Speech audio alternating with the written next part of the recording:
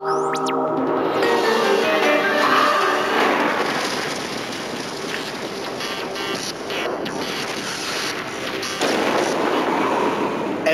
of a gigantic meteor impact 250 million years ago suggests it nearly destroyed all life on Earth, paving the way for the dinosaurs.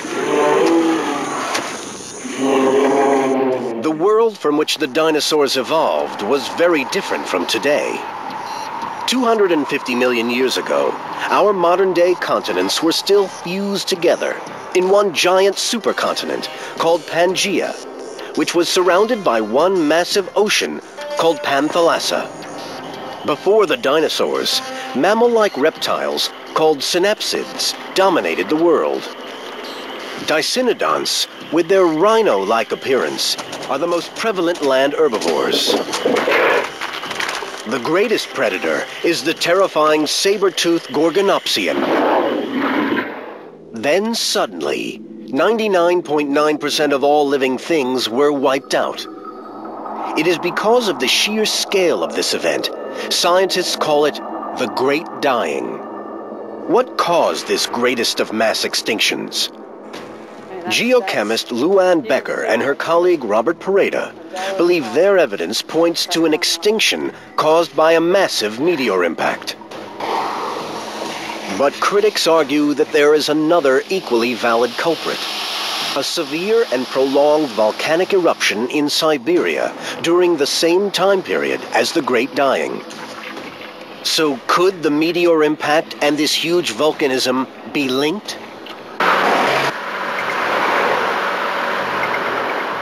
Mark Boslow is an impact physicist whose specialty is asteroid defense. It has taken his pioneering research for U.S. national security to find out. In 1996, while working with a medical colleague, he became fascinated by a type of skull injury called contre coup.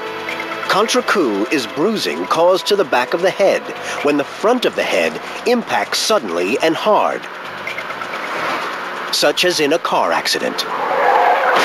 They call it a contre coup injury.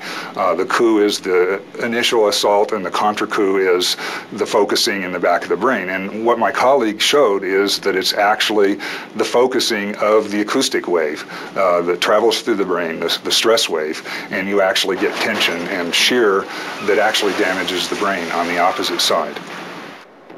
At the University of Minnesota's St. Anthony Falls Laboratory, headquarters of the National Center for Earth Surface Dynamics, the team demonstrates how a strike to the front of the head can cause damage to the back of the head using a basketball and a racquetball. The force is transferred from one side of an orb to the other. Just like in a car crash, it is this effect that sends the racquetball flying. This phenomenon is called antipodal focusing. As a physicist specializing in asteroids, Boslow was intrigued to see if the same principle applied to the Earth. So 10 years ago, he ran some basic computer simulations modeling the effects of an impact. The results were staggering and unexpected. The numbers suggested that a meteor hitting one side of the Earth would focus massive energies on the opposite side.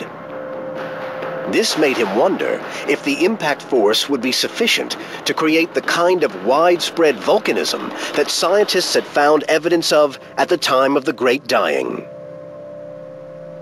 The human mind notices patterns, and when you get a major extinction and an impact and a major volcanic eruption at about the same time, it's hard to believe that they're not somehow related. Mark Boslow's work on antipodal focusing caused such a buzz in the scientific world of impacts 10 years ago that today he's been authorized by U.S. national security to repeat it using one of the most advanced computers in the world, Red Storm. Red Storm is one of the biggest supercomputers in the world. It allows us to run the highest fidelity, highest resolution models of anything that anybody can run anywhere. Red Storm computes at a speed of 41.5 teraflops. which means its 300 individual cabinets, each packed with 96 processors, can perform 41.5 trillion operations per second. And it's this level of computational power that will prove or disprove Mark Boslow's antipodal theory. Full data isn't available for all of the variables of how an impact would affect the interior of the Earth. But if Boslow is right, Red Storm's simulation will force a radical rethink of the consequences of a major collision.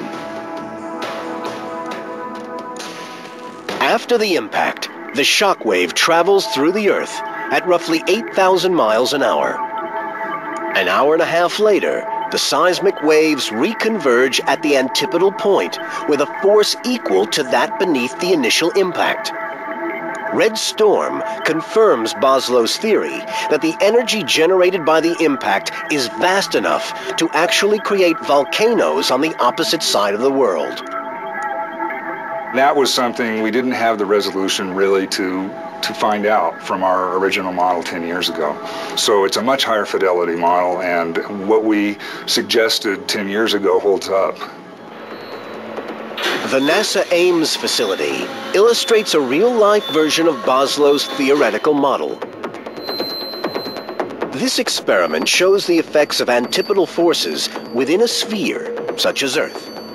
One of the team suspends a sphere of glass to replicate Earth in space. They then charge a specially designed impact gun with a tiny projectile. When they fire it, something spectacular happens. The full extent of damage to the antipodal side of the sphere only becomes clear when it comes to a halt. This shattering deep inside the sphere is the clue as to how impacts can create volcanoes.